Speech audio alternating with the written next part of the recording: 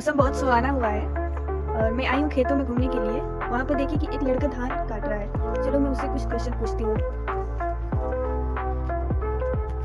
बाबू, तुम धान काट रहे हो? तुम पढ़ने नहीं गए? नहीं, पापा ने बोला है कि कल से पढ़ने जाना। आज धान काटना। किस क्लास में पढ़ते हो? 6 में। ये जो तुम धान काट रहे हो, पता है किस मिट्टी में बोई जाती है? हाँ, जलोढ़ मिट्टी और दोमट मिट्टी। ये बताओ कि मिट्टी को इंग्लिश में क्या कहते हैं? सोयल। सोयल।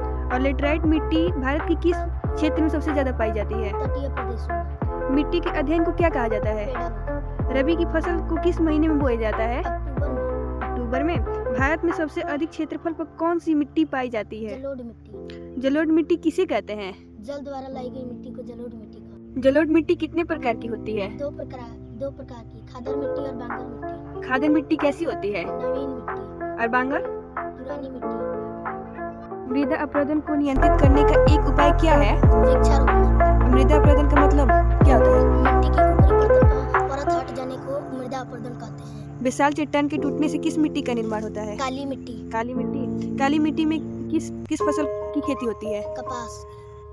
फसल की खेती के लिए लेटराइट मिट्टी को सबसे उपयुक्त माना गया है। चाय की।